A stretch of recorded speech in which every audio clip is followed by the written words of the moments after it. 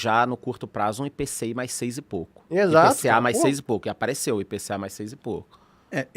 Eu acho que o mercado começou a se mover, né? Eu acho que ele estava mais complacente semanas atrás. Pô, o dólar Sim. saiu de abaixo de 5 para quase 5,30. 4,85 para 5,30. Questão de dias, né? Foi. Foram poucas semanas. É que em meio a tudo isso, veio a sinalização que o juro deve demorar para cair nos Estados Unidos, né? Exato. Vamos lembrar, a gente chegou a pensar em 6 cortes. Março Agora- seria o primeiro. Em março seria o primeiro. Ontem o A pessoal gente- tá discutindo se talvez não tivesse um aumento de juros. Né? Cara, isso aí... Mas o fato é só de não cair, É. já são placas tectônicas, né? Ali É isso aí. já dá aquela mexida que de repente sacoleja tudo, né? E aí você pode fazer toda a análise do fiscal, do governo, não sei o quê, mas o nosso juro, como você falou no começo, Charlão, o nosso juro não tem como cair se o juro americano não cair, né? É isso A aí. gente, historicamente, ali, a gente tem uma distância ali que já estaria ali quase que no patamar atual, né? Então, assim, por um lado, já está no preço. Por outro lado, a gente pode desancorar isso, né? Ter uma percepção de piora que pode fazer o nosso juro ficar mais alto que está lá fora. E se demorar para cair, putz, aí é... Tem alguns cenários que podem mexer com isso, né? Pro lado positivo e negativo. Positivo pra gente, não pro resto do mundo, né? Talvez uma crise na China imobiliária, que eu não sei como eles vão sair disso, de não ter uma crise. Eu acho que eles estão tentando investir muito no segmento elétrico, de veículo elétrico, para tentar contornar um pouco. Mas o mercado imobiliário lá chegou no limite de criar e não vender e estocar, né? O estoque já está num patamar surreal. Uma crise na China poderia reduzir o ritmo mundial e aí talvez a coisa se organizar um pouco melhor e até diminuir um pouco esse poder da China que causa uma instabilidade geopolítica. Porque é bem da verdade. Se a gente parar para pensar, a Rússia só invadiu a Ucrânia e o Irã só atacou Israel, o Hamas também atacou Israel, porque hoje a gente tem uma instabilidade geopolítica. E a China, ela virou um player muito importante. Há 20 anos não era, né? Então uma crise na China poderia diminuir a economia mundial e aí talvez isso comece a gerar de novo e até equilibrar um pouco as peças, né? Por outro lado, o Biden está querendo antecipar medidas do Trump. Taxar importações da China, mete 200% aqui, mete não sei o quê. Já aumentou de aço nessa semana. Então, né? mas por que ele aumentou de aço? Porque o Trump tá falando que vai aumentar quando entrar. Porque assim, qual o sentido do Biden aumentar agora, no último ano de governo, na porta final aumentar o aço agora? Se ele acha isso uma coisa importante, por que ele não aumentou antes? Porque ele tá querendo ganhar votos do Trump.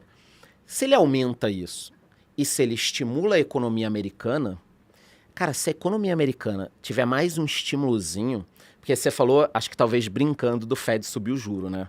Não, que ontem estavam falando sobre. Não é o cenário base, mas duas semanas atrás. E se a economia americana aquece?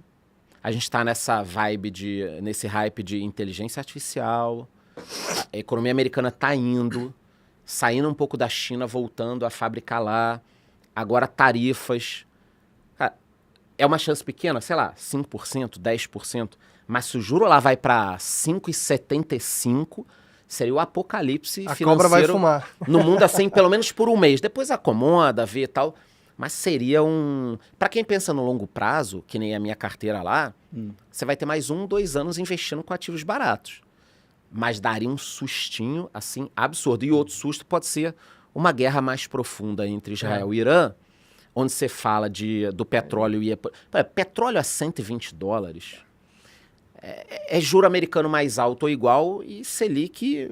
Você vai fazer o que aqui no Brasil? Você vai segurar 40% de defasagem da gasolina? A Petrobras vai dar prejuízo? Não vai poder fazer um negócio desse. Não tem como. Então, esse é um cenário preocupante de uma guerra dessas, que, na minha visão, beneficia muito ainda uma guerra dessa, Rússia e China. Então, quando você tem um interesse muito pesado desses, cara, é complicado, porque eles não precisam entrar na guerra, né? Uma guerra dessa, você puxa os Estados Unidos para a guerra, é mais orçamento de defesa, é mais não sei o quê, é confusão nas eleições e tal. E Rússia e China ficam só ali olhando, sendo que a Rússia está super bem com esse petróleo na PQP. Então tá tudo bem. E a China, se os Estados Unidos tiverem que se preocupar com a China, não vão ficar se preocupando com tarifa, com uma porrada de coisa. Eu acho que que dá para sentir, né, dessa conversa, e aí pegando um pouco do que a gente bebeu aí do Macro Summit, semanas atrás,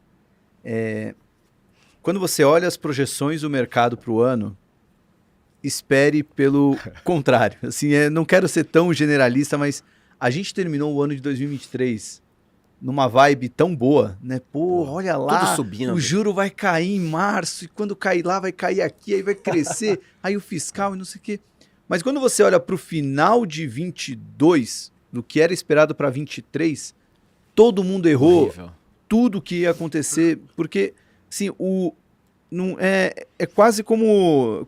É meio contra-intuitivo, mas quando o mercado já está apontando para uma direção...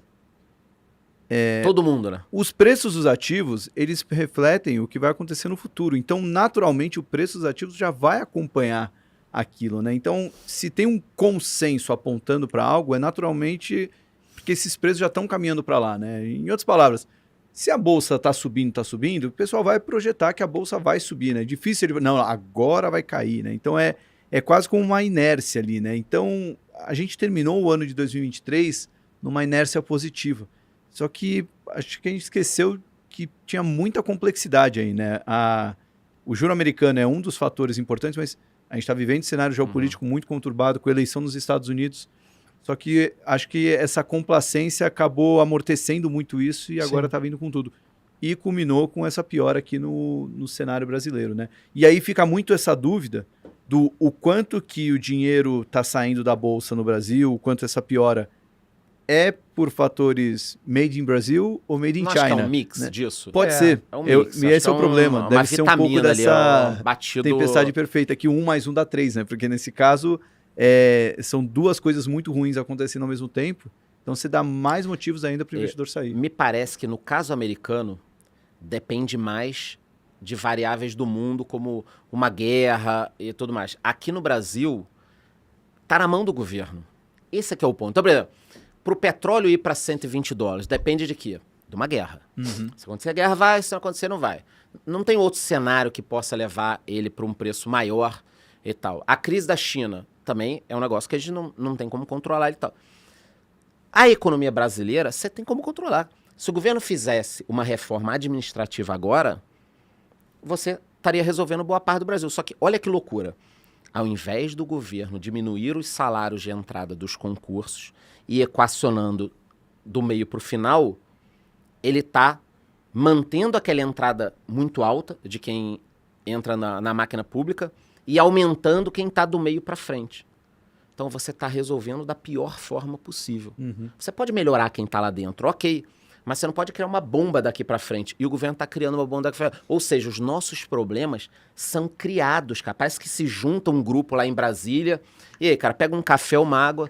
Cara, como é que a gente pode estragar isso aqui? O que a gente pode fazer aqui? Ah, meu irmão, solta uma bomba aí de 40 bi, mas não vai ter receita.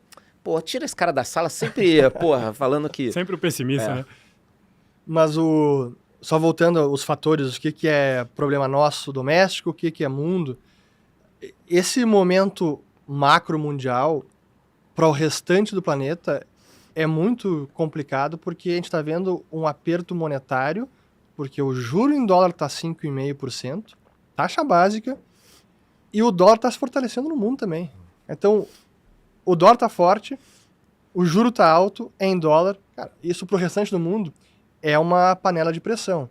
E os emergentes vão sendo espremidos. Especialmente aqueles que são mais endividados e em dólar, os caras vão sentir. Então, alguma hora, algum emergente aí também pode sentir. Nessa semana, a gente teve... O dia que saiu de 5 para quase 5,30, Indonésia interveio no câmbio, México estava com um câmbio bem estável, cara, disparou 2% o câmbio no México, aqui também, então é uma condição para o mundo muito ruim. E por isso que a gente precisa sempre ficar de olho no Fed, cara, que se o juro lá segue 5,5... Ibov 100K? Pô, de novo, cara. Ninguém aguenta. Muda a pontuação do Ibov, né? Muda de alguma forma, pelo menos para não voltar para 100K. Corta 3 zeros, alguma coisa. Lembrando que esses 125K de agora, não sei quanto vai estar quando a galera vai ser, já não vale mais os 100K lá de trás, né? Pouco a gente faz quando... Pô, o Ibovespa não andou, não é que não andou, né? Voltou. Voltou, né? tá Porque você tem pior. que botar uma série de indicadores aí. Que é assim, para o Ibov ir para 100K, pela dependência que ele tem de Petro Vale Bancos, então a gente deveria pensar que para ele ir para isso, talvez uma disparada no petróleo e a Petrobras não reajustar, aí você poderia projetar um resultado pior para a Petrobras e ela cair. Um super problema na China ou que o minério de fato vá para baixo e a Vale seja puxada. Os bancos já estão relativamente baratos, né? Não sei se é tanto... E banco ganha dinheiro em qualquer cenário. Né? Mas Tá precisaria... vindo meteoro... Por isso que o Ibovespa ele acaba maquiando um pouco isso. Se você olhar para o small... Não é a realidade da economia. Se você olhar para o índice small cap, você vê ali você vê na pele como estão sentindo esses efeitos de um problema de juro mais alto por mais tempo.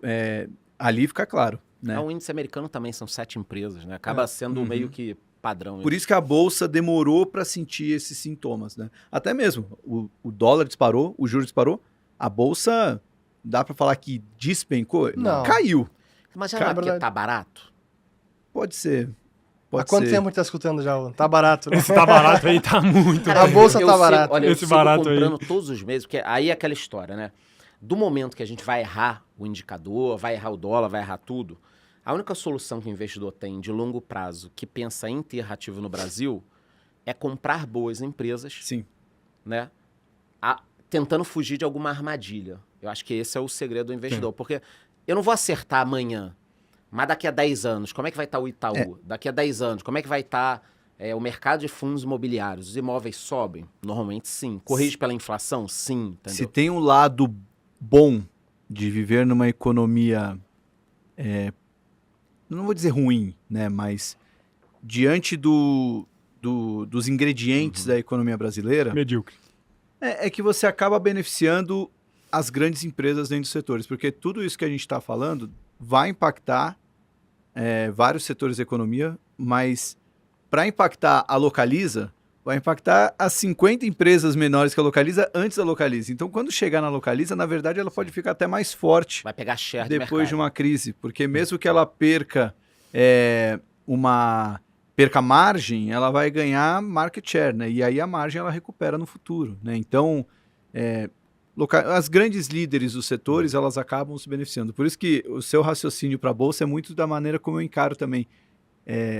Acertar a próxima NVIDIA, você é um gênio, vai ganhar muito dinheiro, mas, na verdade, é só você errar as próximas OGX, as próximas Oi, as próximas empresas que vão ter um super problema. Porque se você errar essas, né, e escolher bons cavalos que vão te dar um retorno consistente, né, e você vai podendo fazer o compound, você vai ganhar com a valorização e o retorno via dividendos, né? No final eu do queria dia... só uma pausa aqui pra gente falar da OGX, cara.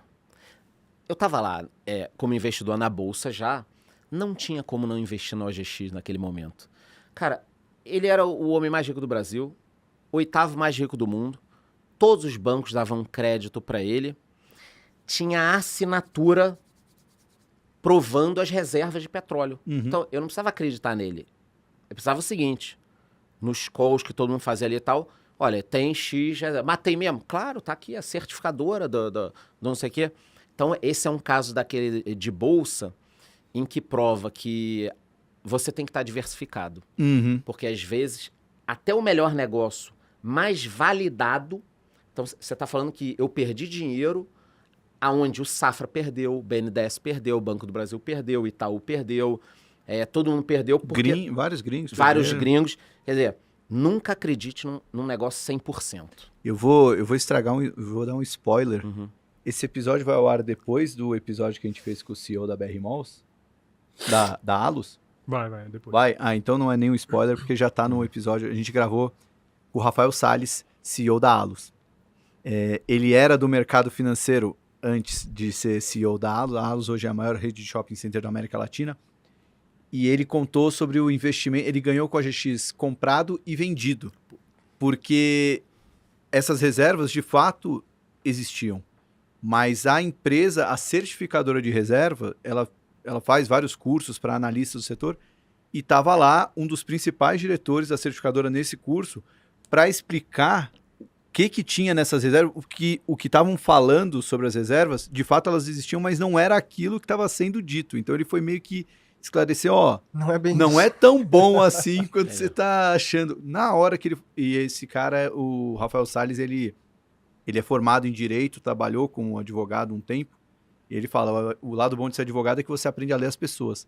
Aí eu li aquele ambiente, falei, pô, para um dos principais diretores da empresa vir até o curso para falar sobre um caso de uma empresa brasileira, cara, acho que tem algo errado. O Então livro foi aí que ele O começou Tudo a ou Nada zerar. é bem legal pra entender Puta, esse cara. baita É muito livro. bom, é muito bom. Esse livro, até no lado jornalístico mesmo, a Malu Gaspar conseguiu juntar coisa pra caramba e transformar numa história mega envolvente. Vale a pena. Um dos vários casos interessantes do nosso